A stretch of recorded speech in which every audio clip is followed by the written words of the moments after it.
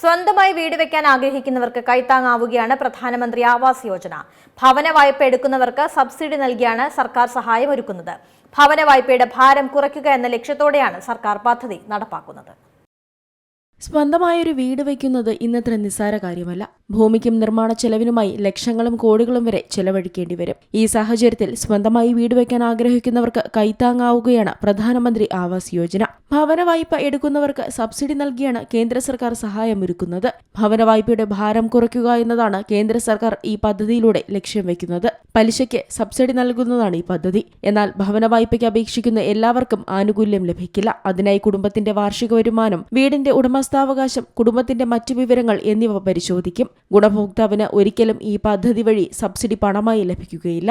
പലിശ സബ്സിഡി സംവിധാനം അനുസരിച്ച് അർഹമായ ഭവന വായ്പയിൽ ക്രെഡിറ്റ് ചെയ്യുകയോ ക്രമീകരിക്കുകയോ ചെയ്യുന്നതാണ് രീതി. ഇത് ആകെ അടയ്ക്കേണ്ട തുകയിൽ കുറവ് വരുത്തും. ലോൺ തുക, സ്വത്ത് വിവരങ്ങൾ തുടങ്ങിയവയെ ആശ്രയിച്ചായിരിക്കും സബ്സിഡി ആനുകൂല്യങ്ങൾ. 2015 ജൂൺ 25 പ്രധാനമന്ത്രി ആവാസ് യോജന പദ്ധതിക്ക് തുടക്കം കുറിച്ചത്. രാജ്യത്തെ അർഹരായ എല്ലാ കുടുംബങ്ങൾക്കും വാസയോഗ്യമായ വീടൊരുക്കുക എന്നതാണ് ഈ പദ്ധതിയുടെ ലക്ഷ്യം. ഇതിനായി 2 വിഭാഗങ്ങളിലായാണ് പ്രവർത്തനങ്ങൾ നടത്തുന്നത്.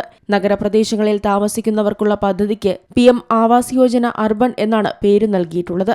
സാമ്പത്തികമായി പിന്നാക്കം നിൽക്കുന്നവർക്ക് ഇതുവഴി അപേക്ഷ സമർപ്പിക്കാം. വീട് നിർമ്മാണം, പുതിയ വീട് വാങ്ങിക്കൽ, പുനർനിർമ്മാണം എന്നിവയ്ക്കെല്ലാം ഇതിലൂടെ സാമ്പത്തിക സഹായം ലഭിക്കും. ഗ്രാമപ്രദേശങ്ങളിൽ താമസിക്കുന്ന ഭവനരഹിതരായ കുടുംബങ്ങൾക്കും മോശം അവസ്ഥയിലുള്ള വീടുകളിൽ കഴിയുന്ന അർഹരായ കുടുംബങ്ങൾക്കും വാസയോഗ്യമായ വീട് ലഭ്യമാക്കുക എന്നതാണ് രണ്ടാമത്തെ വിഭാഗമായ PM ആവാസ് യോജന ഗ്രാമീൺ എന്നതിലൂടെ ഉദ്ദേശിക്കുന്നത്.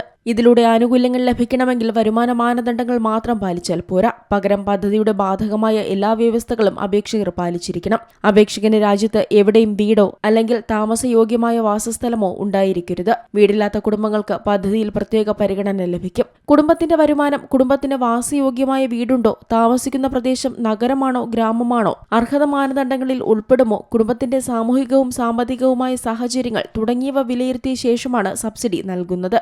പ്രധാനമന്ത്രി ആവാസ് യോജന ഗ്രാമീൺ, പ്രധാനമന്ത്രി ആവാസ് യോജന അർബൻ എന്നിവയ്ക്ക് രണ്ടിലേക്കും വ്യത്യസ്ത രീതിയിലാണ് അപേക്ഷ സമർപ്പിക്കേണ്ടത്. ഔദ്യോഗിക PMAY പോർട്ടൽ വഴി അപേക്ഷ സമർപ്പിക്കാവുന്നതാണ്.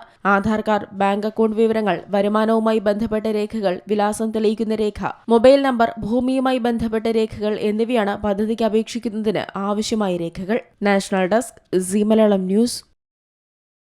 ഏറ്റവും പുതിയ വാർത്തകളും വിശേഷങ്ങളും വിരൽ തുമ്പിലറിയാൻ സീ മലയാളം ന്യൂസ് എല്ലാ ഡിജിറ്റൽ പ്ലാറ്റ്ഫോമുകളിലും ലഭ്യം.